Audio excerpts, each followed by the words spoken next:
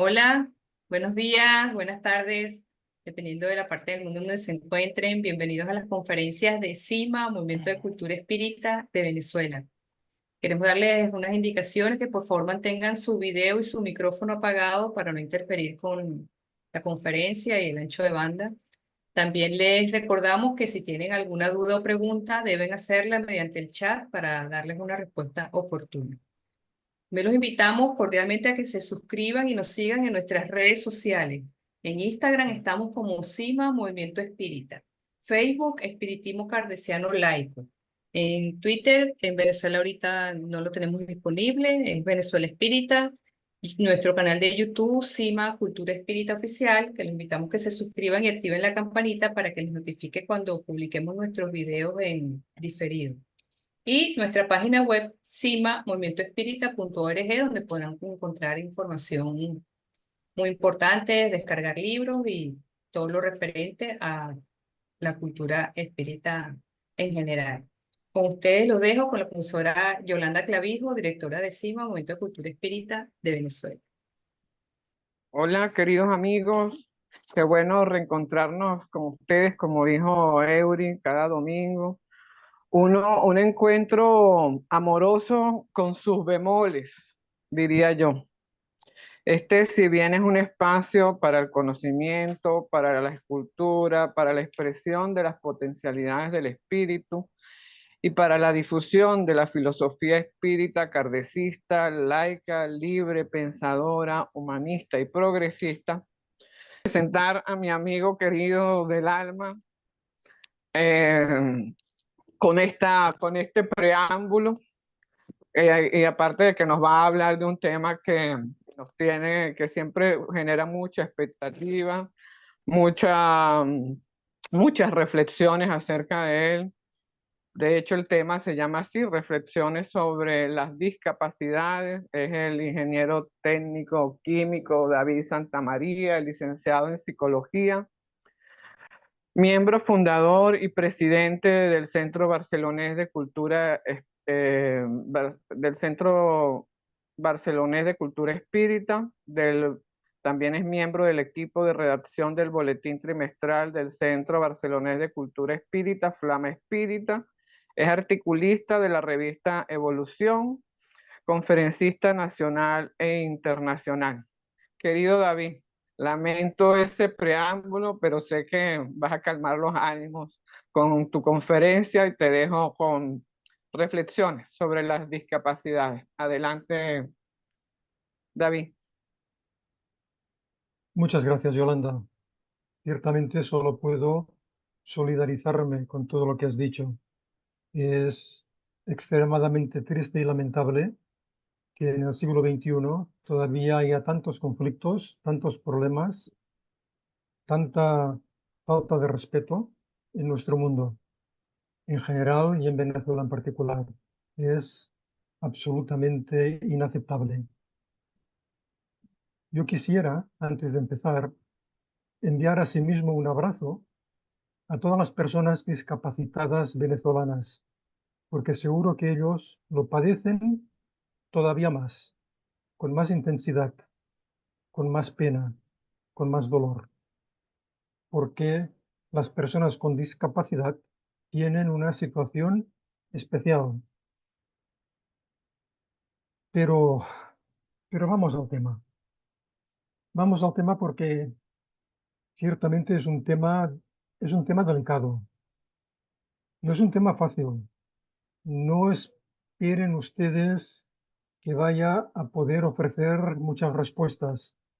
Habrá, como nos ocurre en múltiples oportunidades cuando hablamos de temas delicados en espiritismo, habrá más preguntas que respuestas, pero sin embargo, al menos yo creo que nos hará pensar sobre algunos aspectos que asumo que pueden ser controvertidos en oportunidades, que es probable que no esté en lo cierto en más de un momento, pero yo creo que el espiritismo, tal y como lo planteó Allan Kardec, es una filosofía abierta, en la cual se nos permite, tenemos la posibilidad de hablar con respeto con educación de todos los temas.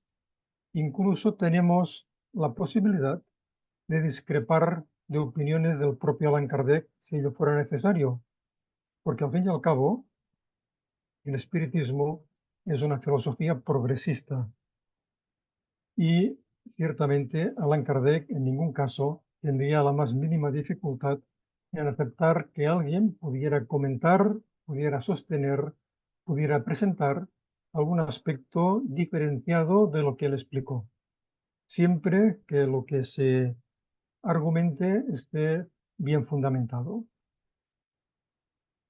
Bueno, confío que vean ustedes la pantalla compartida. En esta pantalla compartida vemos un cuadro de nuestra querida María Calvo, en el cual, bueno, es una abstracción. Para el tema de hoy preferimos, tanto ella como yo, escoger una abstracción que tiene aspectos complejos en el fondo, dificultades, oscuridades, problemas, pero en la parte superior podemos imaginar perfectamente que está saliendo el sol. Y el sol saldrá. El sol sale siempre, pero muchas veces las circunstancias que vivimos no nos permiten disfrutar de esa sensación de protección. Pero el sol saldrá para todos, inclusive para nuestros queridos amigos discapacitados. Al empezar también, como siempre, agradecer el cartel que Yasira ha confeccionado para esta oportunidad. Como siempre, un cartel perfectamente adecuado al tema de que se trata hoy. Empezaremos con algunas definiciones, porque saber de lo que estamos hablando siempre es preciso. Una discapacidad, nos dice la Real Academia Española de la Lengua, es la situación de la persona que por sus condiciones físicas, sensoriales, intelectuales o mentales duraderas, encuentra dificultades para su participación e inclusión social. Es una definición amplia, pero que realmente pone énfasis en esas dificultades físicas, sensoriales, intelectuales o mentales duraderas. También es bueno que tengamos claro lo que es una deficiencia, porque es la deficiencia intelectual, mental, física o sensorial la que va a provocar que esa persona tenga una discapacidad. Deficiencia tiene una serie de sinónimos un poco complicados, pero de todos ellos me voy a quedar solo con dos, con la imperfección y con la carencia. El defecto, el desperfecto, taras, fallas, tachas, peros, no tienen cabida en este concepto de personas con discapacidad. Y viendo estos sinónimos que he resaltado sobre deficiencia, yo creo que cualquier persona puede sentirse perfectamente incluida dentro de este concepto de persona con deficiencia, porque todos tenemos imperfecciones, todos tenemos carencias, todos tenemos problemas, todos los humanos pasamos en varias épocas de nuestra vida por una situación de deficiencia y de discapacidad. Solo nacer ya somos unos deficientes y discapacitados, porque pasamos meses y algunos años en los cuales estamos totalmente dependientes de nuestros padres. Más adelante, si nuestra vida transcurre de una manera, digamos, normal, por decirlo de alguna manera, de alguna forma, porque no hay anormalidades, hay diferentes situaciones, pero si transcurrimos nuestra vida sin tener que enfrentar esas situaciones de discapacidad y llegamos a ser personas ancianas, ahí nos vamos a encontrar también con discapacidades motoras, visuales, auditivas, mentales. Por lo tanto, nadie en este mundo puede tener la osadía de decir que, fíjate, esa persona es tiene una discapacidad, es un discapacitado, porque cualquiera de nosotros puede serlo en cualquier momento y seguro que lo seremos en determinados ámbitos de nuestra vida. También otro aspecto es la minusvalía, que es la limitación física o mental de alguien por lesión congénita o adquirida. La minusvalía es la situación desventajosa en que se encuentra una persona determinada como consecuencia de una deficiencia o discapacidad que limita o impide el cumplimiento de una función que es normal para esa persona según la edad, sexo y los factores sociales y culturales. Sin embargo, estos tres conceptos no siempre van juntos. Una persona con una deficiencia no tiene por qué presentar una discapacidad ni una minusvalía. Por ejemplo, una persona miope tiene esa deficiencia visual. Si es corregible a través de unas gafas o unos lentes que le permitan realmente manejarse perfectamente en todos los órdenes de la vida, esa persona no tendrá ninguna discapacidad y tampoco ninguna minusvalía. Sin embargo, si esa miopía o si esa dificultad visual es tan grande que no le permite una relación con su entorno adecuada, sí que será una persona con discapacidad, y si ello no le permite trabajar, tener una vida social activa, realmente esa persona tendrá también una minusvalía. Las palabras son importantes y hay que saber lo que significan, porque a veces podemos emplearlas de una manera inadecuada. Porque hay palabras que hieren, hay palabras que hacen daño. A través de la historia se han utilizado muchas acepciones, muchos sinónimos, muchas definiciones concretas de lo que es una persona con discapacidad. Por ejemplo, se les ha llamado cretinos, idiotas, locos, tarados, subnormales, deficientes, retrasados, incapaces, carentes, minusválidos, cojos, tullidos, autista. Y llegamos a la última palabra, que es el capacitismo, que es una forma de discriminación o prejuicio social contra las personas con discapacidad. La visión de la sociedad capacitista es que las personas capacitadas, entre comillas, son la norma de la sociedad y las personas con discapacidad deben adaptarse a la norma o excluirse del sistema social capacitista. Esto realmente es lamentable, porque esto no es así. El capacitismo está absolutamente fuera de lugar. Como ya decía al principio, todos podemos encontrarnos y de hecho todos pasaremos durante nuestra vida por situaciones de discapacidad. Estas palabras que hieren se han utilizado en múltiples oportunidades y se siguen utilizando ahora mismo para hablar de una persona que es tímida, que es retraída, que tiene problemas de comunicación. Se dice, ah, bueno, no es un autista, seguramente. ¿Y qué si lo es? ¿Y qué si lo es? Es una persona que tiene unas dificultades con las cuales está trabajando. En mi juventud, a las personas con síndrome de Down se las llamaba directamente subnormales, es decir, por debajo de la normalidad. Primero habría que empezar por definir qué es una persona normal. Para mí, una persona normal sería una persona respetuosa, educada, empática, cariñosa, que tiene buenos sentimientos. Una persona con síndrome de Down cumple perfectamente todos estos requisitos. Por lo tanto, de subnormalidad, nada de nada.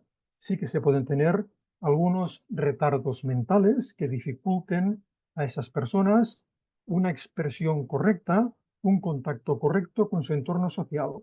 Eso es bien cierto. Pero ahí de llamarles subnormales, retrasados, tarados, es una falta de caridad, es una falta de solidaridad, es una falta de fraternidad. En estas acuarelas de María Calvo podemos ver una secuencia. Empezamos con una realidad totalmente amorfa. Pasamos a unas circunstancias complejas, pero en las que vemos perfectamente a la persona y terminamos ya con personas de múltiples capacidades, de múltiples situaciones, que es lo que somos todos al fin y al cabo.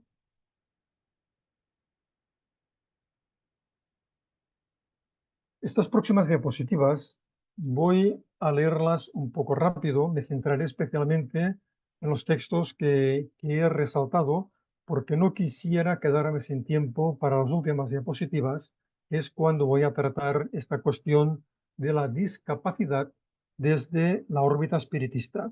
Pero creo que es importante también, como ciudadanos, que tengamos unas nociones que son necesarias. Por ejemplo, en una página web que se llama Servicio de Información sobre Discapacidad, nos dicen que hay que difundir y que hay que utilizar un lenguaje más inclusivo y normalizado. Hay que hablar de personas con discapacidad, no de discapacitados. No hay que emplear términos menos específicos o directamente difusos como capacidades diferentes o diversidad funcional. Todos tenemos capacidades diferentes, todos tenemos alguna diversidad funcional. Un individuo, un hombre o una mujer que tengan un gran cociente intelectual tendrían una capacidad diferente, pero para ellos esto también podría llegar a ser en algunos casos casi una discapacidad, porque ya sabemos lo que tienen que enfrentar como rechazo social de su entorno a esas personas que tienen altas capacidades. Pero hay que hablar con claridad. Y diversidad funcional es una expresión que se está empleando últimamente, pero no todo el mundo está de acuerdo. En esto, en estas circunstancias de las discapacidades, como casi todo en la vida, cada maestrillo tiene su librillo y cada quien da sus definiciones y cada quien da sus opiniones.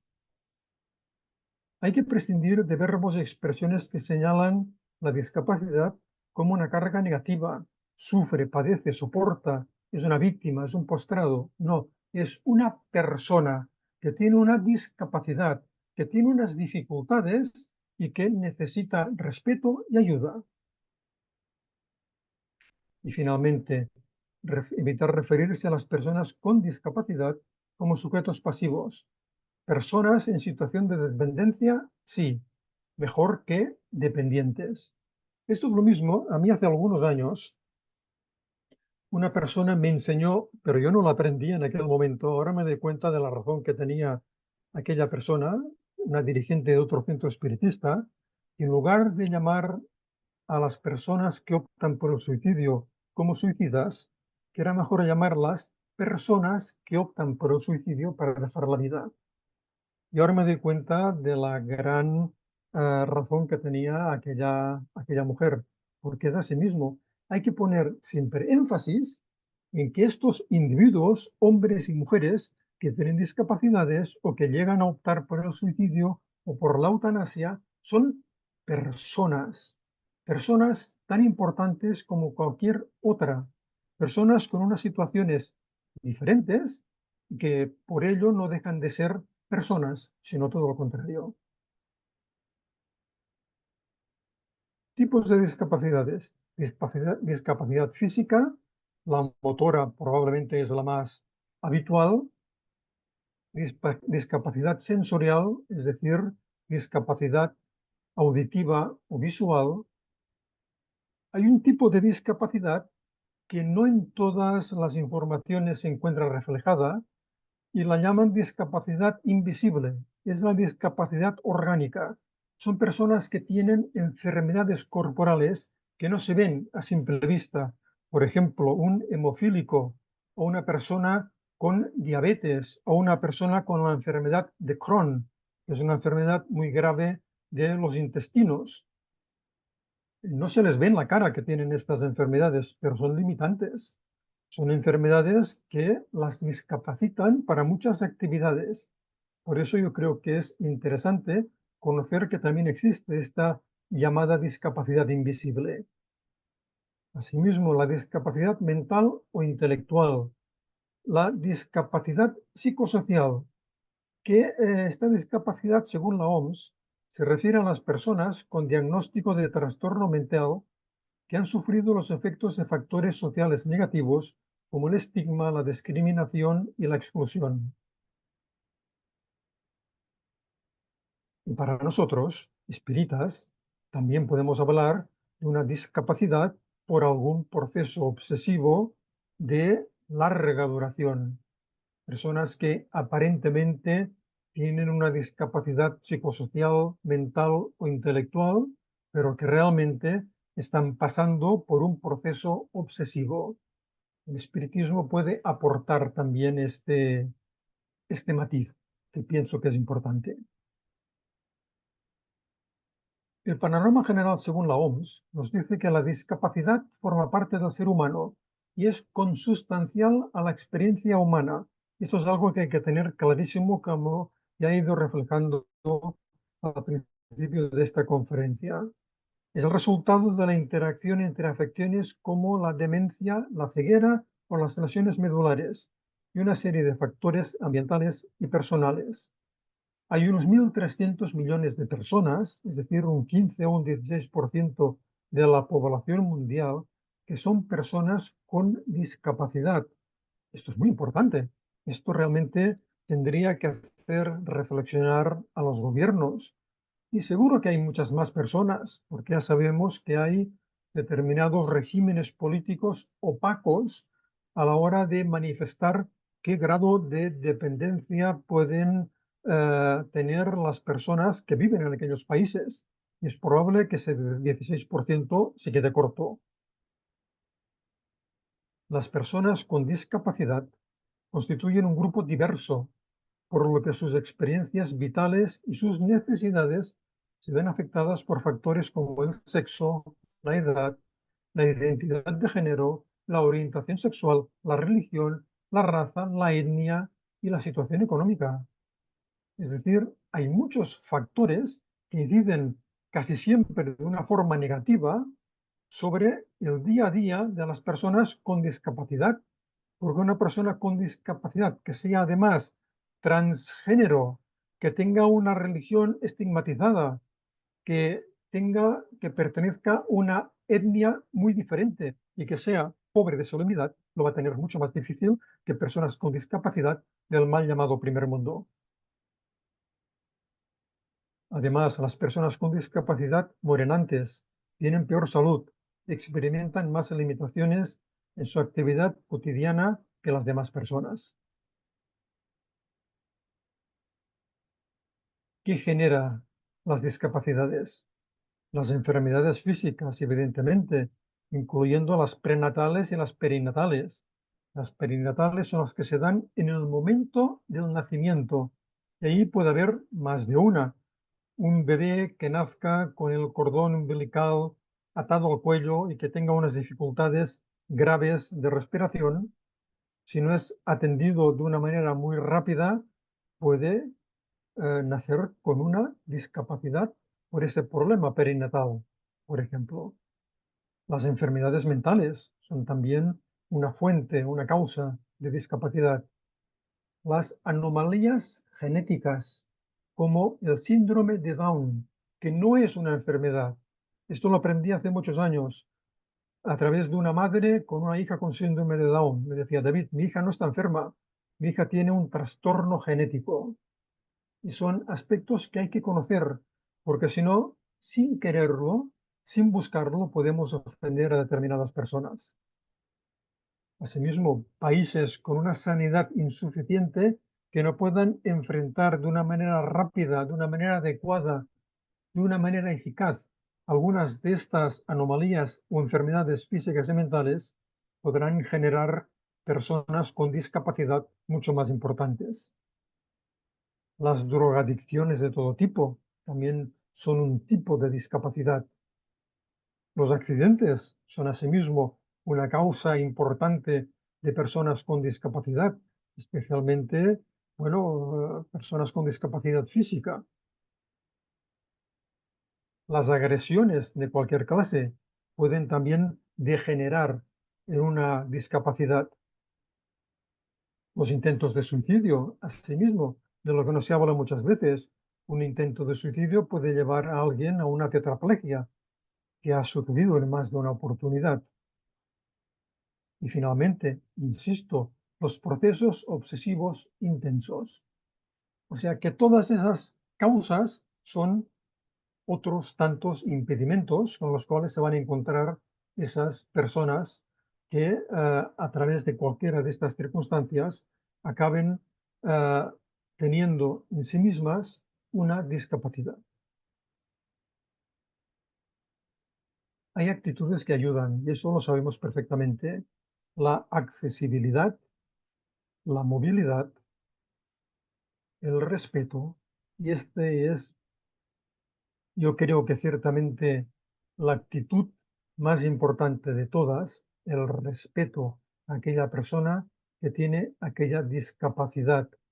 Por ejemplo, esta mujer de la fotografía, y no es porque sea en un país que posiblemente sea tercermundista, de los mal llamados tercermundistas, no parece que tenga muchas posibilidades de ser respetada. Un buen acompañamiento, esto es imprescindible, que alguien te acompañe, que alguien te ayude, que alguien te consule, que alguien te simplemente esté a tu lado y te escuche, eso es importantísimo.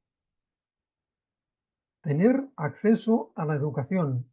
Casi todo el mundo tiene posibilidades de ser educado, incluso las personas con discapacidades importantes pueden recibir una educación adecuada a sus posibilidades y pueden aprender más cosas de las que realmente somos capaces de imaginar. Por tanto, la educación es un baluarte para conseguir que esas personas tengan unas mejores vidas. El trabajo adecuado a las posibilidades de cada quien. Es muy importante. En España hay una organización que hace muchísimos años que funciona, que es la Organización Nacional de Ciegos de España. Es una institución modélica que ayuda de una manera realmente adecuada y con gran entusiasmo a las personas que tienen discapacidades visuales y les ofrecen un trabajo. Por lo tanto, el trabajo es algo que realmente nos hace sentir personas, nos hace sentir, no diría importantes, no, personas, y eso es lo más importante del mundo, sentirnos a nosotros mismos como personas útiles a la sociedad, a nuestra familia y a nosotros mismos.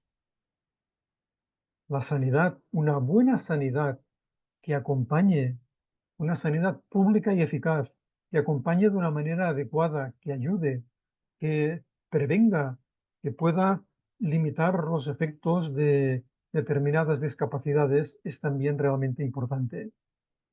Y la inclusión. La inclusión es el aspecto más radical.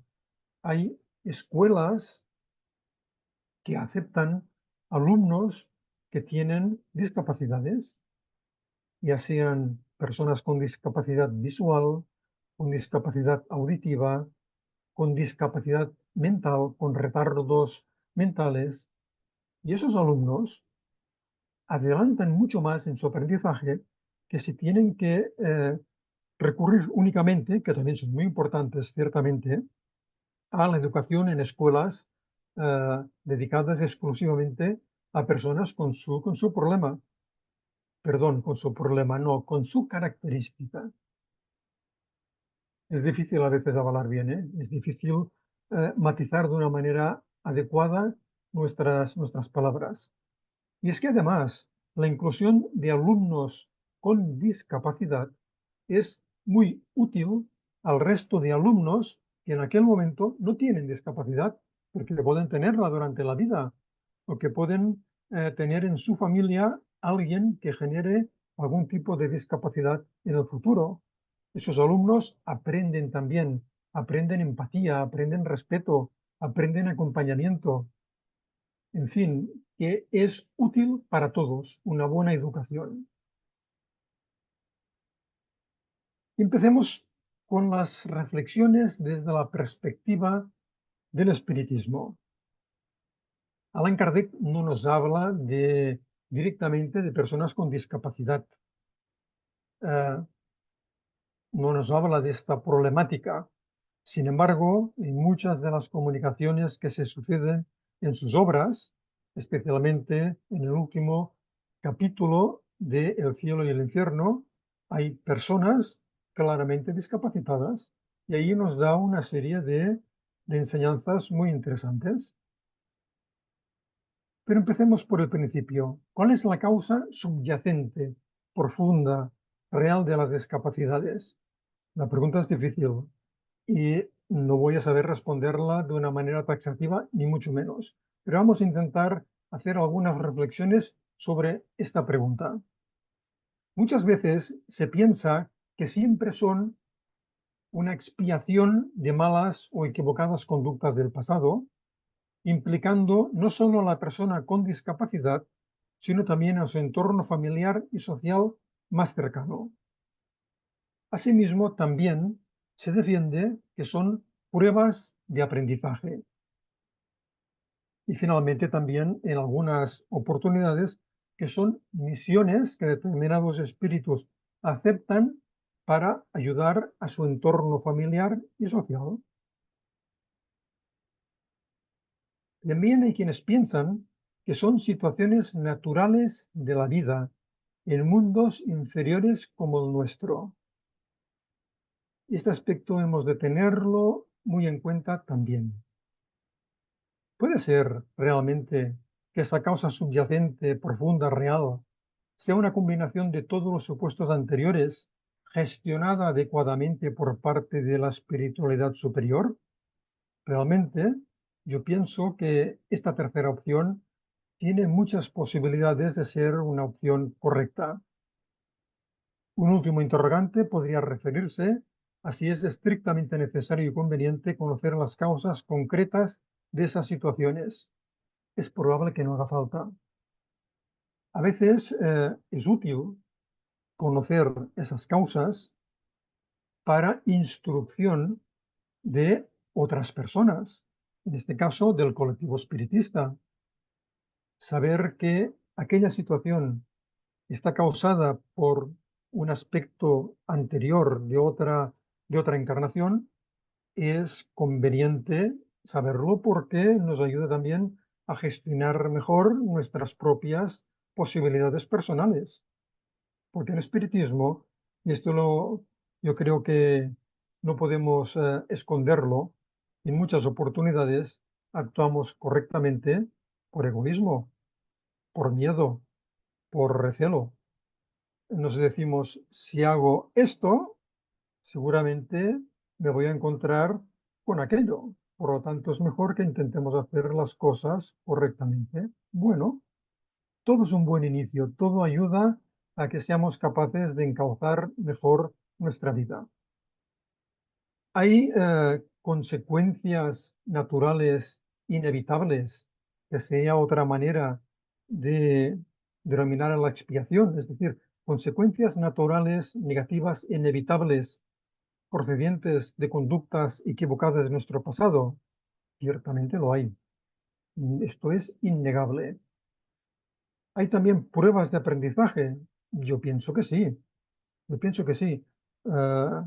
Puede parecernos muy difícil aceptar que una persona esté de acuerdo en tener una discapacidad como una prueba de aprendizaje sin que ello comporte una, un- una neutralización de equivocaciones del pasado.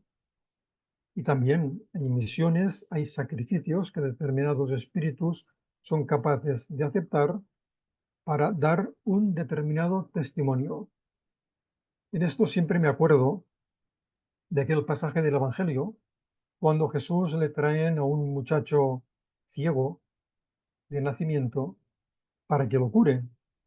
Y los discípulos le inquieren, oye, ¿quién ha pecado para que este muchacho sea ciego? ¿Sus padres o él mismo? Y Jesús responde, ni él ha pecado ni sus padres, sino ha nacido así para que la gloria de Dios se manifieste en él.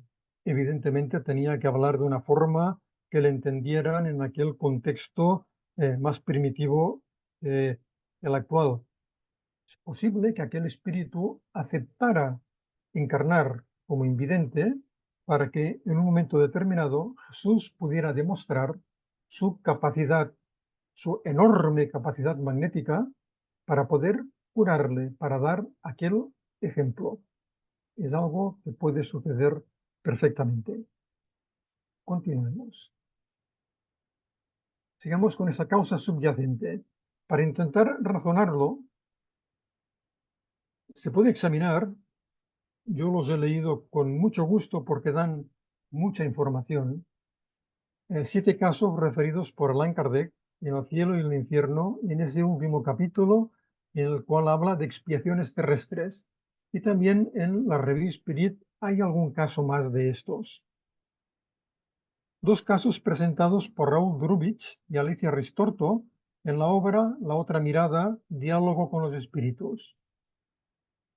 Y 13 casos contenidos en el libro mediúmnico titulado Discapacitado mental, ¿por qué fui uno?, escrito por el espíritu Antonio Carlos y espíritus diversos, es decir, los espíritus de esas personas con discapacidad que, espíritus desencarnados, a través de la mediunidad de Vera Lucia Marincek de Carballo, explican su situación, sus percepciones, sus sensaciones, sus vivencias.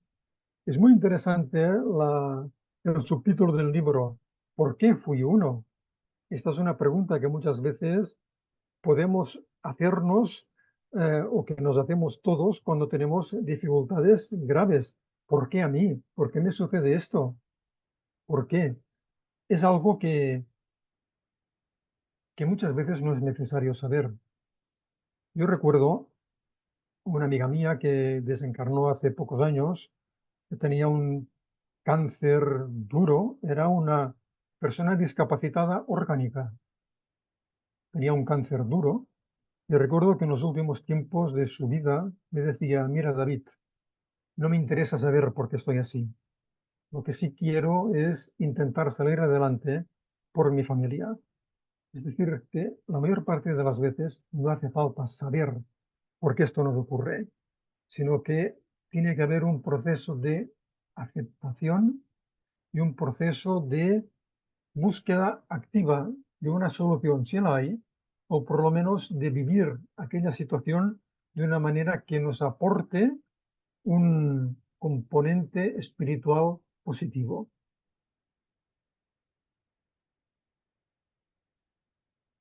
Como digo aquí, no es fácil resumir estos 22 casos. Yo recomiendo su lectura.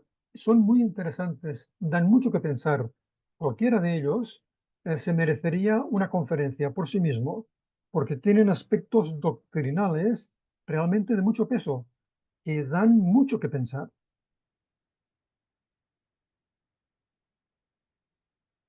Cuestiones llamativas, tipo de discapacidad. En todos estos casos hay discapacitados físicos y discapacitados mentales.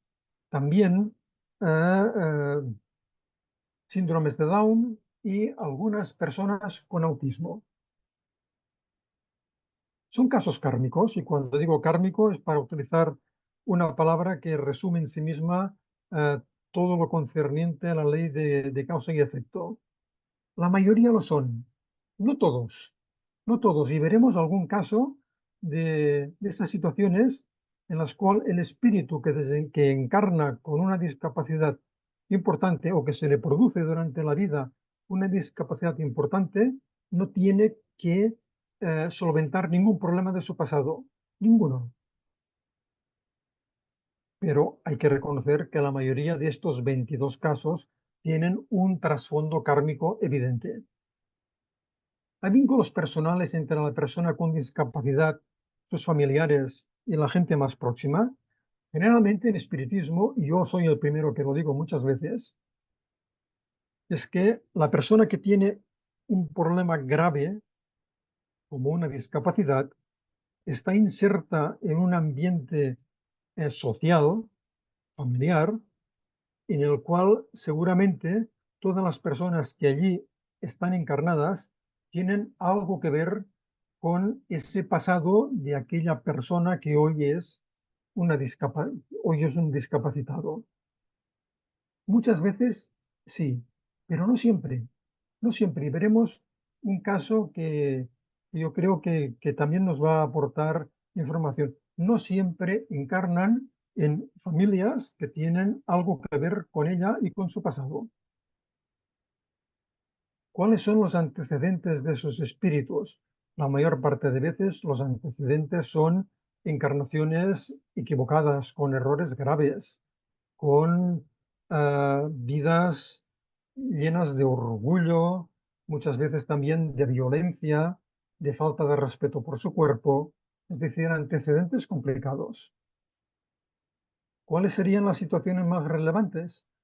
Pues para mí personalmente, estas en las cuales no son casos kármicos a veces y encarnan en un entorno que no tiene nada que ver con la situación. Para mí eso es muy interesante. Aspectos morales a destacar. Los aspectos morales empezaríamos y no terminaríamos, pero con aquellos eh, aspectos positivos que ya mencionábamos, como el respeto, como la empatía, como el afecto, como el acompañamiento, como el cuidado, eso nos hace crecer a todos moralmente, hace crecer a la persona con la discapacidad y a todos los que estamos a su alrededor. Nos hace crecer, no sé si mucho, pero sí que nos da que pensar y nos cambia algunos paradigmas, nos cambia algunos aspectos importantes de la vida. ¿Cuál es el problema subyacente, profundo, real de las discapacidades? Ciertamente ese problema es el dolor padecido por los protagonistas de esas historias. A este respecto, nos podemos hacer algunas preguntas complejas.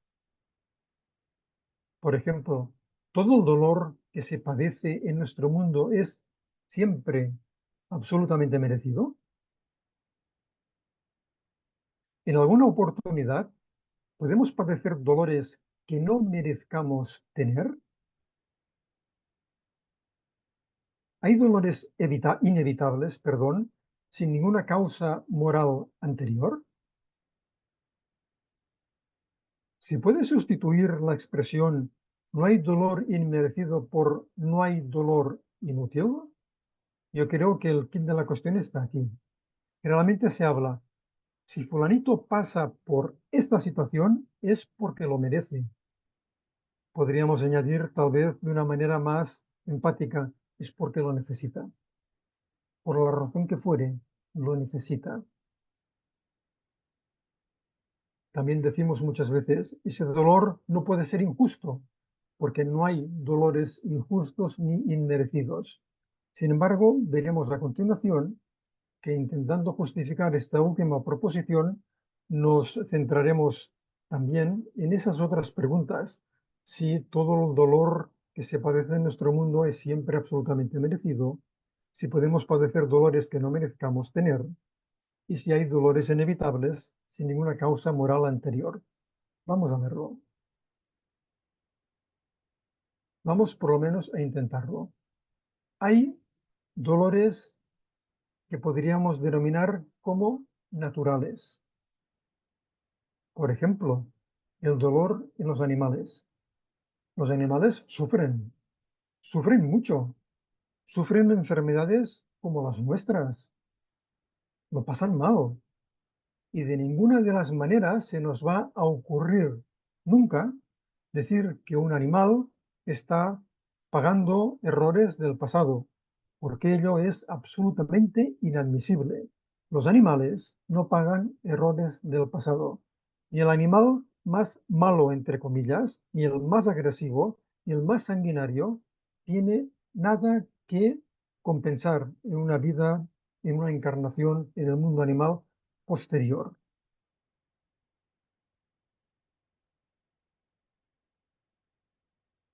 No podemos olvidarnos tampoco del dolor en los hombres y mujeres prehistóricos, aquellos que seguro que también fuimos nosotros, aquellos hombres y aquellas mujeres tuvieron dolores enormes, tuvieron situaciones durísimas, tenían algún karma, alguna situación grave moral que equilibrar en esas encarnaciones. Lo pongo en duda. Pongamos un ejemplo. Hace poquito leía una noticia de un portal de noticias ah, sobre ciencia en español, en el cual se hablaba que unos investigadores de las universidades españolas de Alcalá de Henares y de Valencia habían descubierto, investigando un hueso del oído interno que hacía tiempo que tenían, pero que no se había examinado con determinadas técnicas, pudieron deducir que era el hueso de un niño o de una niña de unos 6 años, el hueso de un niño o niña neandertal con síndrome de Down. Confieso que quedé extremadamente sorprendido. Ya había personas con síndrome de Down con los neandertales. ¿Y por qué no? Trastornos genéticos los habrá habido siempre. Aquel, aquel niño o aquella niña, aquel espíritu que encarnó con síndrome de Down, ¿estaba pagando, estaba rescatando alguna equivocación del pasado? Yo creo que sería muy temerario decir que sí. ¿Y por qué vivió 6 años? Si lo normal era que hubiera muerto enseguida, porque si no se lo hubiera atendido convenientemente, habría desencarnado casi de inmediato. Sin embargo, su entorno social cuidó de él. Y esto es algo que se observa a través de los fósiles en los hombres neandertales y también en los sapiens en los primeros tiempos, que hay un comportamiento altruista y que se cuida, supongo que no siempre, pero se cuidaba en oportunidades, en determinadas oportunidades, de aquellos que habían nacido con alguna discapacidad. Pero es que más, en ese mismo portal de noticias comentaban sobre un chimpancé, un animal que podemos conceptuar como superior, pero que no deja de ser un animal, que también tenía síndrome de Down y que había sido ayudado por su madre y por una hermana y había crecido y había, bueno, vivido algunos años. Evidentemente, aquel chimpancé no tenía ningún tipo de responsabilidad. Sigamos con los dolores naturales. Hay dolores inevitables, como la dentición en los bebés, como los dolores de parto en muchas mujeres todavía en nuestro mundo, como los dolores menstruales que tiene la mitad de la población, más de la mitad de la población de nuestro mundo durante muchos años.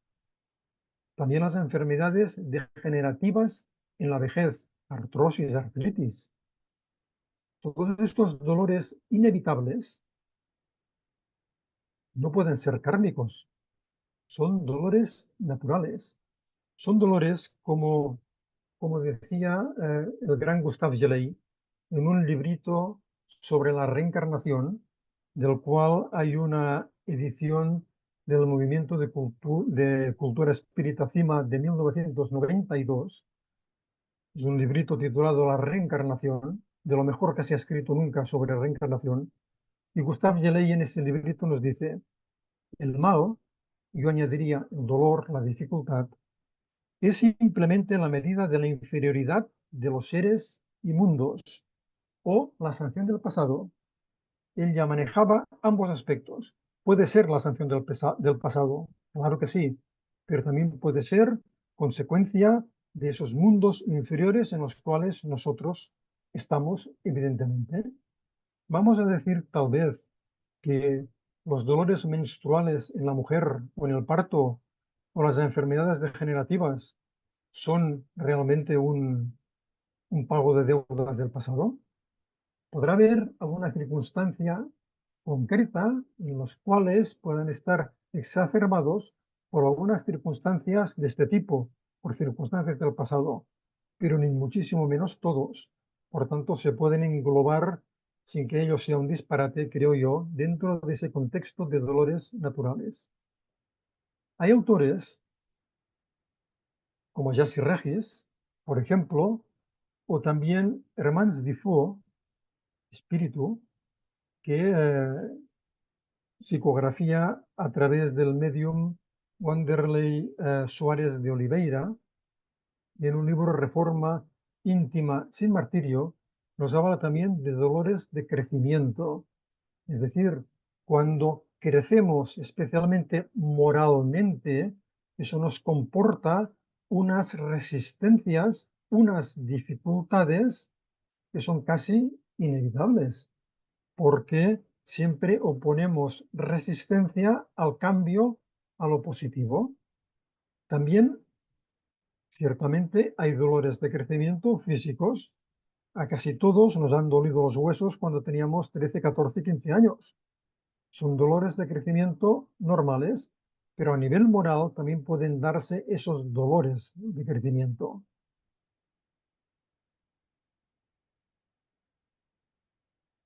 También algo que podríamos denominar como dolores de angustia ante la vida. Ante la vida, que nos comporta muchos problemas, nos da muchas dificultades, eso nos puede generar también unos dolores casi inevitables. El espíritu Hermans Defoe dice que la baja autoestima, el sentimiento de culpa y el miedo a equivocarnos son también una fuente de dolores y que hay que saber identificar. Yo creo que esto pasa, ¿eh?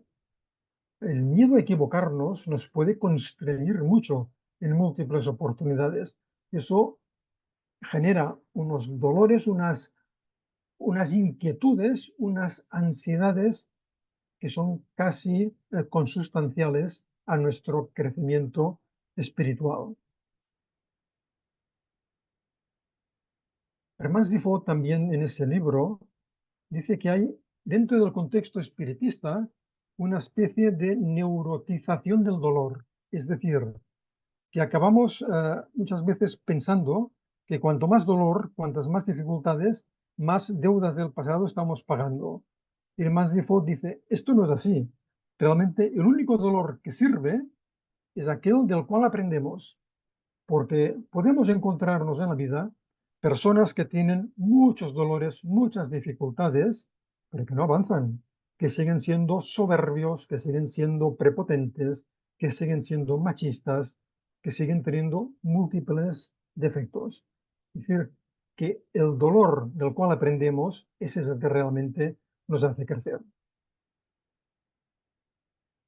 Hay dolores y pruebas inevitables, ciertamente. En el libro de Raúl Drubich y Alicia Ristorto hay un caso que titulan Limitaciones auditivas y visuales. Tienen en esa obra un gran cuidado en no mencionar de ninguna de las formas ningún nombre de las personas con discapacidad ni de aquellos que están tratando aquellos casos. Presentan las circunstancias de un hombre desencarnado que en su anterior encarnación fue una persona con graves dificultades a nivel auditivo y visual. Ese espíritu, cuando se manifiesta, eh, confiesa que se resistió muchísimo a aquella encarnación, que prácticamente tuvieron que obligarle. Y esto es algo que debe ocurrir muchas veces. Y en este caso ese espíritu era consciente, pero esto ocurrirá en múltiples oportunidades con espíritus inconscientes de sí mismos, que de una manera inevitable tendrán que encarnar con esas circunstancias. El director de la reunión le va preguntando por qué ha tenido que pasar por esta situación. Y dice, en mi encarnación anterior, en la penúltima encarnación, era una mujer que adoptó a dos niños con dificultades auditivas, visuales y mentales. Y no supo realmente cuidarlos, no supo darles el afecto necesario. Tuvo hacia ellos una actitud totalmente impositiva. Les vigilaba, les controlaba absolutamente, no les daba lo que aquellas criaturas necesitaban. Una vez todos desencarnados, este espíritu, el espíritu de este hombre, tuvo dificultades para aceptar esta situación. En la última encarnación, aquellos hijos fueron sus padres, y quien tuvo las dificultades auditivas y visuales fue él, porque son de esos dolores necesarios, de esos dolores inevitables, de esos dolores imprescindibles para aceptar la situación, porque él era, como digo al principio, como ya he dicho hace un momento, absolutamente reacio a aceptar una encarnación de este tipo. Le confesó al director de la reunión que en este momento estaba profundamente agradecido, utiliza la expresión estoy profundamente enamorado de mis padres, porque supieron darme lo que yo no les di a ellos. Estoy absolutamente agradecido a esos dos espíritus que estaban allí presentes, ayudándole en esa circunstancia de dar su testimonio. Es decir, sí que hay dolores y pruebas inevitables, claro que sí, y muchas veces son imprescindibles porque los espíritus que estamos en este mundo, estamos involucrados en esta escuela primaria que es el planeta Tierra, somos espíritus todavía con muchas limitaciones morales y que en múltiples oportunidades tendremos comportamientos como el de este espíritu que no quería saber absolutamente nada de lo que iba a padecer en esta encarnación. Hay también a veces eh, una compensación moral. El caso Adolfo. El caso Adolfo es uno de los casos que aporta Antonio Carlos y que se manifiesta a través de la medium Vera Lucia Marinsek de Carballo. Este es un caso que tiene algunas connotaciones especiales. Era un niño con un retraso mental y físico evidente, era kármico, porque había tenido una anterior encarnación desastrosa como médico y ahora tuvo que encarnar con estas dificultades. En aquella encarnación anterior, eh, sus padres le dieron una gran educación. Él estudió medicina, se casó con una mujer que le incitaba a que progresara en su carrera y finalmente le enviaron a la guerra y ahí pues, sucedieron unas circunstancias que comentaré un poquito más adelante porque son ciertamente muy llamativas, muy explicativas. Adolfo tenía relación con su padre, que era la misma entidad que había tenido en su vida anterior. Tenía relación con su hermana mayor, que había sido su esposa, pero no tenía ninguna relación ni con la madre ni con la hermana menor, que le acogieron con los brazos abiertos y le ayudaron de una forma absolutamente desinteresada, porque la madre de su anterior encarnación, que tenía que acogerle también en esta vida, una vez encarnada, no quiso saber nada. Seguramente tuvo una sensación de rechazo a esas circunstancias y ni siquiera tuvo contacto con el padre, con lo que hubiera sido su futuro marido. Pero apareció otra mujer con la cual se casó el padre de Adolfo y que le dio realmente el amor que necesitaba. Dos espíritus, la madre y la hermana menor, que nada tenían que ver con el caso, absolutamente nada. Un sacrificio doloroso, el caso Carlos. Este es un caso también muy, voy a decir bonito, pero no es esta la palabra adecuada. Es un caso muy aleccionador. Carlos era un muchacho totalmente normal, que a los 16, 17 años, eh, porque había tenido unas grandes notas en sus estudios, su abuelo le regala una motocicleta que él conduce con una total tranquilidad y de una manera correctísima. Un día está parado en un semáforo saludando a un compañero suyo que está pasando por la acera, y cuando el semáforo se pone en verde, él se pone en marcha y es arrollado por una furgoneta que no respeta absolutamente nada, conducida por un conductor ebrio y que lo deja malherido en el suelo. ¿Qué sucede entonces? Carlos se ve apartado del cuerpo y en presencia de un espíritu al cual él no conoce, por el que siente de una manera espontánea un gran afecto. Aquel espíritu le dice: Carlos, este accidente imprevisible, imprevisto, va a truncar eh, el propósito que tú tenías en esta vida. ¿Cuál era el propósito de Carlos? Carlos era espiritista. Carlos había conocido el espiritismo a través de unos libros, se había integrado en un centro espiritista y estaba feliz al haber encontrado esta filosofía. Su propósito en esta vida era que su familia, que eran todos conocidos de él, se interesaran también por el espiritismo. Pero claro, con aquellas circunstancias iba a morir y no podría hacer nada. Entonces Carlos le pregunta a aquel otro espíritu: ¿puedo seguir vivo? ¿Se puede hacer algo para que yo continúe encarnado? El espíritu, su espíritu protector, le dice: se puede hacer, pero quedarás discapacitado física y mentalmente.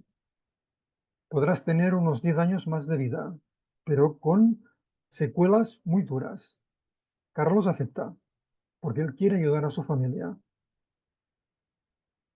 y vuelve a encontrarse totalmente en contacto con su cuerpo, con muchos dolores, pasa meses y casi años rehabilitándose.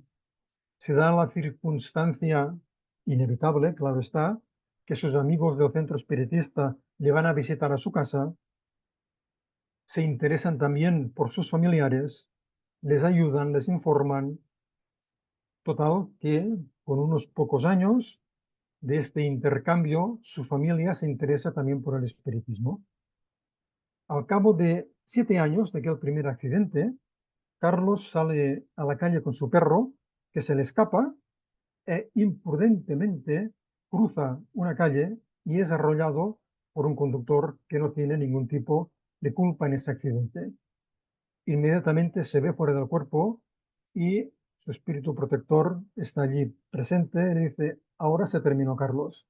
Ahora sí que se terminó. Y Carlos le pregunta: si no hubiera sido por el accidente, ¿cuánto me quedaba de vida? Dijeron: 3 años, hubieras muerto por un infarto. Es decir, Carlos murió por un accidente que él no había provocado, ni mucho menos, pero cumplió con su objetivo. Fue una encarnación de sacrificio, prácticamente. Un dolor ejemplarizante, como último caso, el caso Marcel. El caso Marcel es un caso de El cielo y el infierno. El niño número 4 lo titula Kardec. Marcel es un niño que sufre muchísimo, tiene 10 años, está en un hospital prácticamente abandonado por la familia y le pide a su médico que le dé calmantes para evitar gritar por la noche y molestar al resto de internos. Marcel da pruebas de ser un espíritu realmente evolucionado. Desencarna finalmente Marcel y Kardec le evoca en la ciudad de París y le pregunta: ¿por qué ha sufrido tanto? Dice: no tenía necesidad de ello. Dice: hace algunos siglos tuve una encarnación desastrosa, pero que ya reequilibró perfectamente con encarnaciones posteriores. Dice: en esta encarnación no tenía absolutamente nada que compensar, pero quise encarnar así para dar una demostración de que con fe en Dios se pueden soportar todos los dolores. Aquí tenemos un abanico de casos completamente diferentes, ¿eh? A mí el caso Adolfo es un caso que me llama mucho la atención y al que me referiré enseguida también. Entonces, cuáles son las actitudes que debemos tener? Respeto, empatía hacia las personas con discapacidad, acompañamiento, no juzgamiento. De esto no habíamos hablado. No hemos de juzgar a nadie, aunque tengamos la seguridad que fulanito o menganita, fíjate, oye, por lo que pasa, seguro que es un gran culpable del pasado. Aunque tengamos ese convencimiento, no podemos juzgar a nadie. Tal vez ese fulanito o esa menganita, que son personas con terribles discapacidades, sean personas más dignas, más correctas, más evolucionadas que nosotros mismos. Por lo tanto, mucho cuidado con lo que pensamos con respecto a estas personas, ¿eh? Todos somos muy parecidos en este mundo. No hay quien destaque por ser un espíritu extremadamente evolucionado.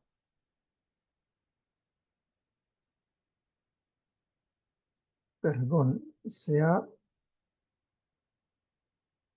cerrado la pantalla. Bueno, pero para lo que me quedaba ya es suficiente con lo que yo tengo. Quería terminar con el caso de Adolfo, ¿eh? Adolfo, recordemos que era médico, fue al frente. Allí conoció a otros dos médicos que eran amigos suyos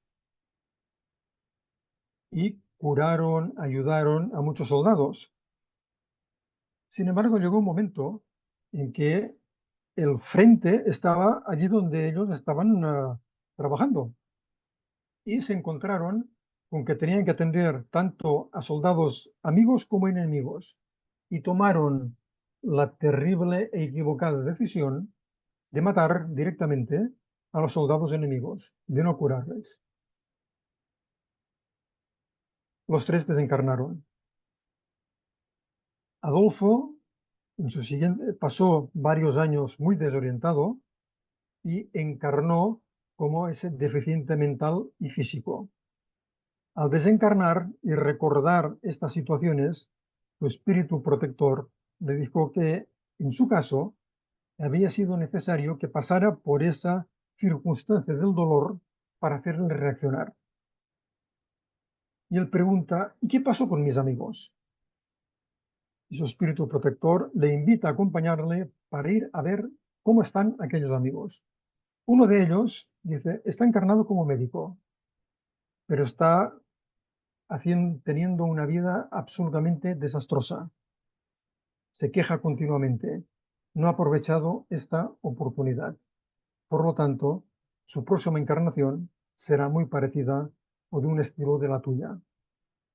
Y el tercer médico, dice, el tercer médico, fueron a ver dónde estaba, era un hombre joven, contento, tranquilo, médico, trabajando en África, con una situación muy compleja, con muchas limitaciones, pero estaba haciendo un trabajo enorme.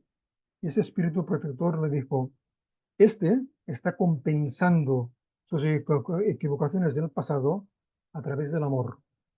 Tú lo has tenido que hacer a través del dolor, como también tendrá que hacerlo aquel otro.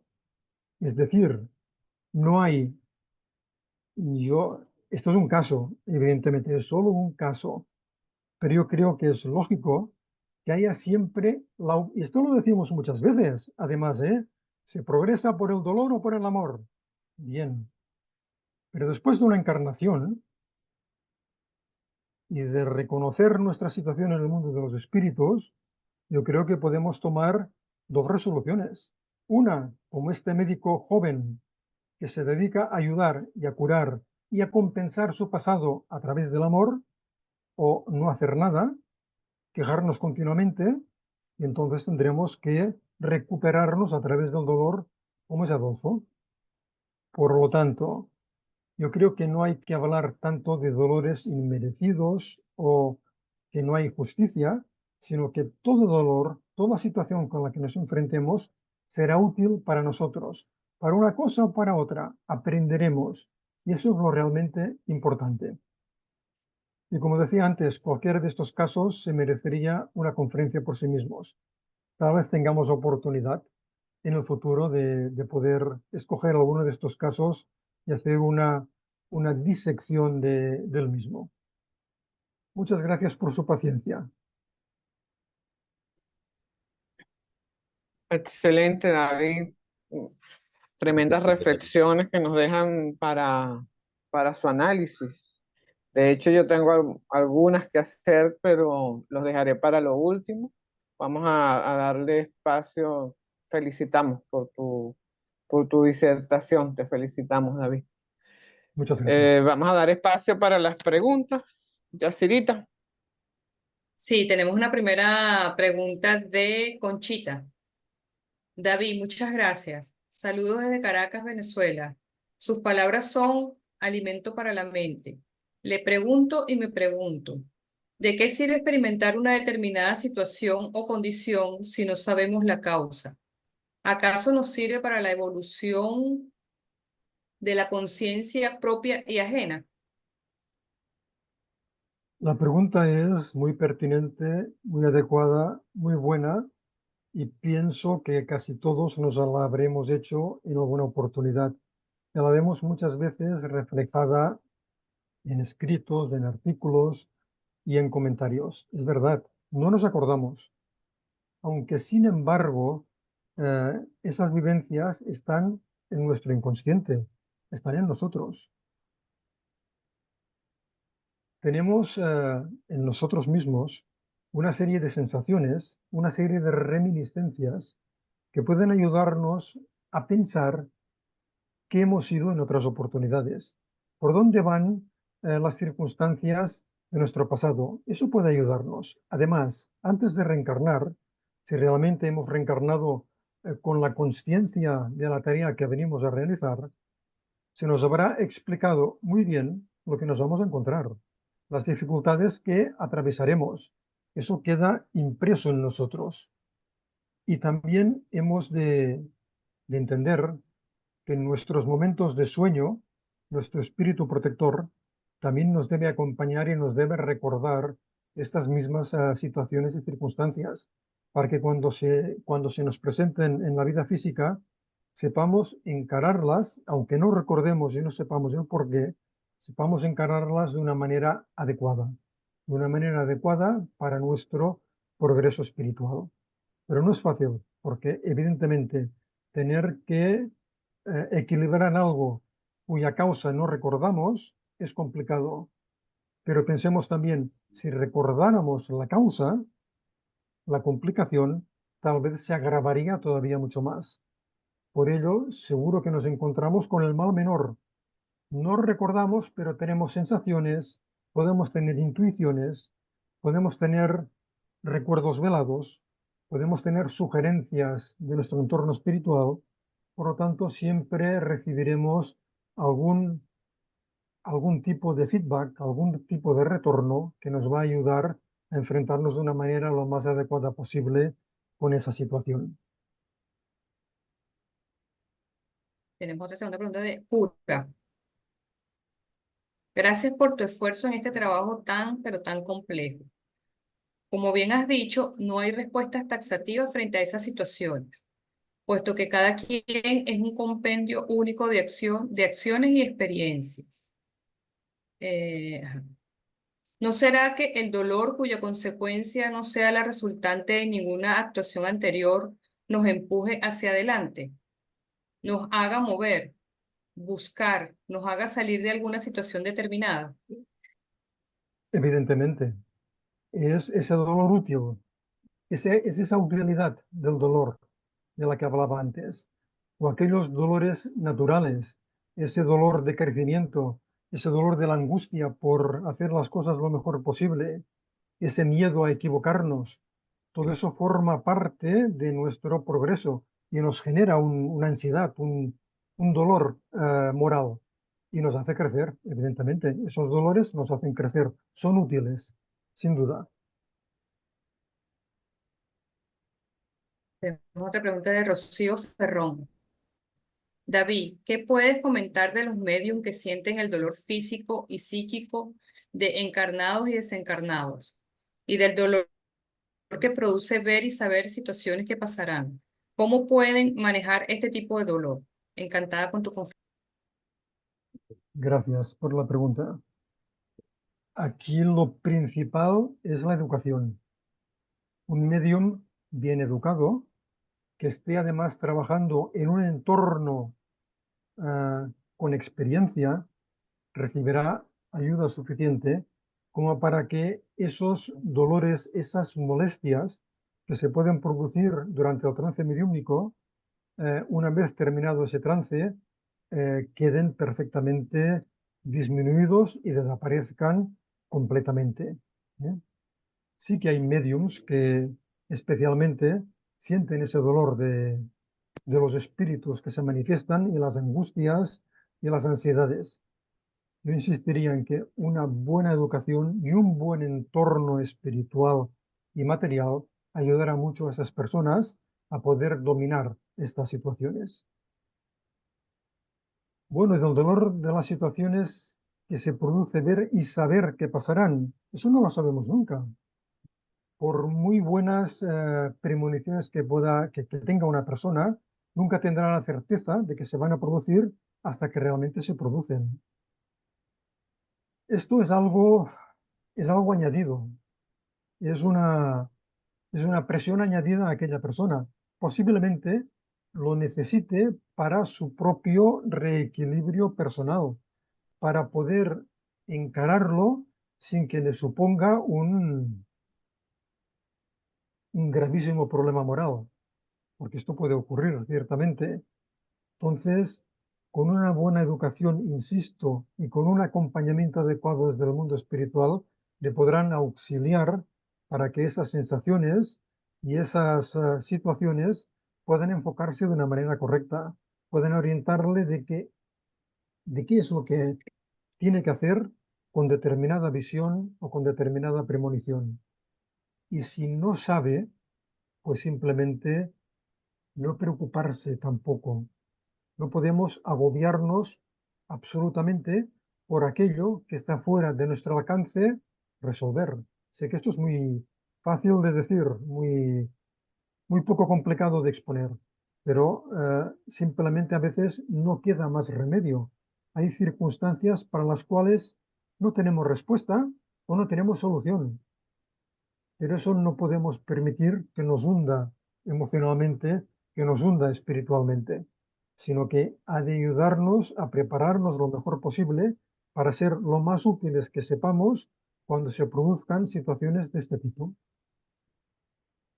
Comprendo que no es una buena respuesta y no es casi ni una respuesta, pero es que, como decía también al principio, no tenemos respuestas para todo. Ya va, un momentito. Es- Tengo puros agradecimientos. Ajá, Aquí aquí tienes queda una una de de Luisa. Luisa. Ujú. Luisa, ajá. Felicitaciones, David, muy interesante. El nivel de progreso del espíritu se logra siempre a través del dolor o el amor en sacrificio. También una actitud correcta muestra grado de progreso. No sé si Bueno, me escucharon por qué. sí, Hay dos preguntas sí, allí. Ajá. ¿se logra el amor a través del dolor y del amor en sacrificio? Sí, pero también a través del amor. El amor no siempre es un sacrificio. La actitud de Carlos, por ejemplo, cuando eligió quedar encarnado, dice, no es un sacrificio, es amor por mi familia, es amor por esos espíritus a los cuales yo quiero acercar al espiritismo. Es sencillamente amor. Pero nosotros desde nuestra perspectiva comprendemos que aquel espíritu se sacrificó aquellos 7 años de dolor y de dificultad para ayudar a su familia. ¿Eh? ¿Y una actitud correcta muestra grado de progreso? Evidentemente que sí. Una actitud correcta, sincera, realmente sincera, porque a veces se pueden tener actitudes correctas simplemente por convención social, que también son interesantes, también son importantes, evidentemente, pero las actitudes correctas, sinceras, esas son las que valen más. Esas son las que muestran realmente el grado de progreso del espíritu encarnado. Tenemos Ahí un comentario de... Audi dice muy oportuno. Ajá. Saludos, David. En Venezuela se está cambiando el uso de la palabra discapacidad por diversidad. Diversidad cognitiva, diversidad física, diversidad visual, etcétera. Ya, disculpe que no veo bien aquí es uno de los términos más humanos, más inclusivos. Sin embargo, ¿de qué vale cambiar los términos si la actitud hacia esas personas suele ser discriminatorio? Este es el punto adecuado. ¿De qué vale cambiar los términos? Si la actitud no es correcta. Es lo que hay que incidir en que la actitud sea correcta. En aquellas definiciones que leía, no estaban demasiado conformes con el término de diversidad funcional. Por ejemplo, que veo diversidad física. Yulimar Rojas, si no me equivoco en el nombre, tiene una diversidad física enorme. Es una campeonísima de triple salto. Bueno, ¿tiene una diversidad física? Sí. ¿Tiene una discapacidad? No. Por lo tanto, yo creo que el término discapacidad, dicho con respeto, dice mucho más que no una diversidad funcional. Si digo, aquella persona tiene una discapacidad física, mental, sensorial, lo que sea, pero lo acompaño con respeto, con afecto, con acompañamiento, con no juzgamiento, esa actitud es la que realmente vale. Y estoy totalmente de acuerdo con Euridice, es así mismo. Podemos cambiar los nombres que queramos, pero si la actitud es la misma, no sirve de nada. Al contrario, es peor todavía. Una pregunta de María Calvo. El dolor nos hace progresar siempre que sea bien llevado con esperanza. ¿Es así? El dolor nos hace progresar siempre que sea llevado con ánimo, evidentemente. Y dentro del ámbito espiritista tenemos esperanza, esperanza en el futuro, esperanza en que las cosas mejorarán a nivel personal y a nivel colectivo. Y evidentemente la esperanza es un motor de progreso, es un motor para salir adelante, es un motor para vivir el dolor de la forma más calmada, más serena, más provechosa posible. Estoy totalmente de acuerdo. Una pregunta de Rodolfo Ferreira. ¿Existe algún tipo de justificación o causalidad sobre el dolor en los animales? Conozco personas que sufren mucho a causa de esto por su amor hacia ellos. No hay ningún tipo de justificación o causalidad sobre el dolor en los animales. No tienen ningún tipo de responsabilidad esos preespíritus. Nada de nada, absolutamente nada. Las personas que los ven sufrir también sufren con ellos a causa de su amor. Eso también les sirve para su propio progreso personal, como espíritus, evidentemente que sí.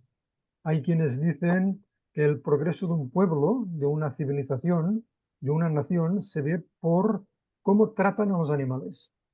Y también es un buen indicador. Pregunta de Juan Ramón Ojeda. ¿Qué pudiéramos decir del don artístico que traen consigo alguna de estas personas especiales? Que realmente es una demostración palpable de la reencarnación. Son personas que a veces tienen unas capacidades pictóricas o musicales enormes, fantásticas, o motivacionales.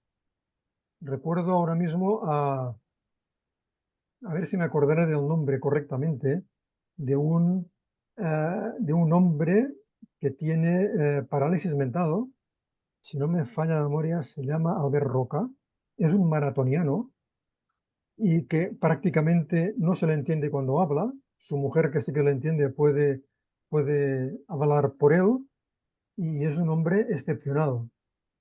También recuerdo a una chica brasileña, joven, muy joven, que se llama Jessica Oliveira y que le faltan los dos brazos y las dos piernas. y lleva adelante una labor de concienciación y de ánimo hacia los demás que es totalmente encomiable. Ahí yo creo que se reflejan perfectamente esos valores adquiridos o esos conocimientos adquiridos por esas personas en otras encarnaciones. Y para ellos seguro que es un alivio poder tener estos momentos de paz, de calma, de serenidad cuando están tocando música, pintando o motivando a los demás. No tengo más preguntas. No sé si la profesora Yolanda tiene alguna. Por aquí hay un comentario de Emily Ventoso que nos saltamos, que dice, no sabemos los antecedentes del niño o niña neandertal. Quizás vino de un mundo más adelantado que la Tierra por algún motivo ligado a su historia como espíritu en otro mundo más adelantado. Lo que es más complicado de entender, al menos para mí, es el sufrimiento animal, aunque se diga que están ensayando para la vida hominal. Es una razón que no me convence mucho. Bueno, es uno de esos temas para los cuales no tenemos una respuesta clara. Desde el momento que la situación es así, es porque es conveniente que sea de esta manera.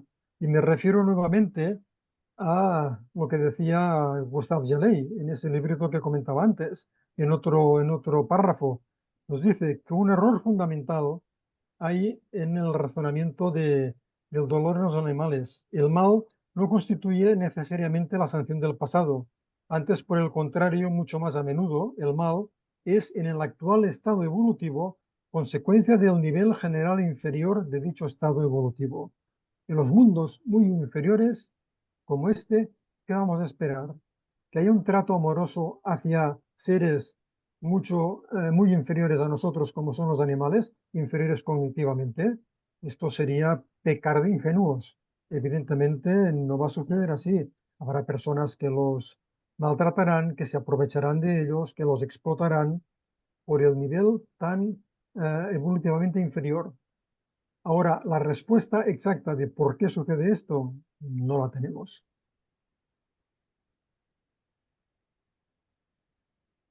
David, una pregunta. Te referiste a que puede ser en las causas de las discapacidades. Te referiste a que puede ser una combinación de todos los supuestos anteriores gestionada adecuadamente por la espiritualidad superior. A mí me cuesta entender un poco, me gustaría que profundizaras más en eso de gestionada por la espiritualidad superior. Em, Tengo mis dudas, mis dudas y mis reflexiones profundas acerca de eso. Siempre he comprendido que pudieran estar relacionadas al nivel evolutivo, a sus acciones, a situaciones vividas en el pasado, a sus emociones, que afectan el cuerpo espiritual, el cuerpo energético y periespiritual, causando bloqueos energéticos. Pero de que haya una gestión de la espiritualidad superior, eso me gustaría que ampliaras esos términos que utilizaste allí, David. Bueno, la espiritualidad superior interviene. Mira, hay un concepto de Yassi Regis en un librito muy pequeño, muy recomendable, que tituló Doctrina Kardecista, Modelo Conceptual, reescribiendo el modelo espírita, en el cual él dice que cuando reencarnamos lo hacemos con un delineamiento de nuestra encarnación. Y él entonces subraya, digo delineamiento, es decir, no aspectos absolutamente concretos. No es el sentir mayoritario dentro del contexto espiritista esta manera de enfocarlo por parte de Yassi Regis. Podríamos decir, si nos apegamos a esa manera de pensar, que la vida fluye, la vida va ocurriendo, nosotros vamos actuando. No todo está perfectamente reglamentado, perfectamente regulado. Nosotros actuamos, nosotros cambiamos las reglas del juego si nos conviene, nosotros nos equivocamos cuando nos parece, venimos tal vez con un proyecto de vida con otro espíritu y cuando estamos aquí cambiamos esa manera de pensar. ¿Pasa algo? Bueno, no tiene por qué pasar. Si tenemos una vida suficientemente digna, será igualmente provechosa. ¿Y habrá algunos aspectos que no cumpliremos? Bien, lo haremos en otra encarnación. Yo creo que esta es la gestión que también nos van a hacer desde el mundo espiritual, que nos van a ayudar igualmente con sus consejos, con su compañía, para que esas nuevas tareas que estamos asumiendo sean máximamente útiles para nosotros. Yo no creo, a ver, no es muy difícil de responder tu cuestión, Yolanda, y con pocas palabras más todavía. Esto se merecería ciertamente una conferencia, se merecería una exposición mucho más amplia. No es fácil de decir, porque además, dentro del contexto mayoritario espiritista, está el convencimiento de que todo dolor que tenemos en el mundo físico es una expiación. Y esto no es así, porque, Claro que como no. decía, hay dolores naturales, hay dolores de crecimiento, hay dolores que nos buscamos nosotros solitos en esta encarnación y que no provienen del pasado. Por lo tanto, hay muchas circunstancias que no tienen relación con nuestro pasado de una manera directa en este aspecto. Todo tiene relación con nuestro pasado. Cuanto más sepamos, mejor lo haremos en esta oportunidad. Cuanto más torpes seamos, más nos vamos a equivocar en este momento. Y todo tiene también esa proyección del pasado. Yo creo que el mundo espiritual nos orienta, nos ayuda, nos aconseja, nos acompaña, nos da buenos consejos y nosotros decidimos que en un momento Exactamente. determinado el mundo espiritual puede gestionar una determinada situación que a nosotros no nos convenza ni nos convenga, también es así. A ese espíritu del libro La otra mirada, que no quería reencarnar siendo sordo y ciego o teniendo una dificultad auditiva y visual fuerte, grave, que no quería encarnar, le obligaron a encarnar porque era lo que correspondía, porque era la única manera de que ese espíritu reaccionara. Entonces, la espiritualidad superior gestionó aquella situación y de una manera compulsiva le encarnaron, facilitaron su encarnación en un cuerpo que iba a tener aquellas discapacidades. O sea que ahí sí que la espiritualidad superior actúa. Y seguro que actúa muchas más veces de las que nos pensamos. ¿Eh? Y siempre en positivo, para ayudar, para aconsejar, para opinar, pero nosotros somos libres de actuar. Sí, que a eso me refería. A veces centro más las diferentes situaciones que nos toca experimentar, los diferentes desafíos eh, hacia nuestro nivel evolutivo, hacia nuestra responsabilidad, más que incluso de la propia espiritualidad superior, de esa intervención directa Ujú. de la espiritualidad superior. Si intervienen, siempre será a favor nuestro para ayudarnos, lo cual no quiere decir que nos estén interviniendo continuamente. Tampoco. Eso tampoco. Está bien, David, gracias por tu aclaratoria. Ha quedado Bueno, no sé si es de muy... mucha aclaratoria, porque como insisto, en todos esos temas hay más preguntas que respuestas y a veces hay muchas preguntas que no tienen una respuesta realmente clara y nítida. No, seguramente tendremos oportunidad de conversar esto más ampliamente y esta casa es tuya y está abierta para que nos puedas deleitar con otra disertación. Muchas gracias, Yolanda. Siempre es Agra- un placer estar con vosotros y más en circunstancias como las actuales, porque estas actividades que vosotras lleváis a la práctica desde hace ya algunos años, pues son una ventana abierta a la esperanza, son una ventana abierta sí, al futuro, son una ventana abierta a la amistad. Y eso, la esperanza, el futuro y la amistad ayudan mucho en circunstancias adversas como las que estáis atravesando en vuestro país. así es, así es. Son como un bálsamo para el espíritu. Muchas gracias, David. Entonces, De nada, al contrario, si quieres hacer alguna reflexión final, David, estamos abiertos a ella y acerca del tema, y si no, pues los esperamos para la próxima conferencia. simplemente daros las gracias por vuestra confianza y hasta otra próxima oportunidad. Gracias, David. A todos les pido por favor un caluroso aplauso para David, que realmente ha despejado muchas Bueno, interrogantes y no bueno, y de estoy, otras tendremos mucho no, que reflexionar. no estoy tan seguro de ello, pero bueno, por lo menos hemos planteado interrogantes, que eso también a veces Así es es. positivo. Muchas Gracias, David. gracias. Gracias, Gracias a David. todos y a todas.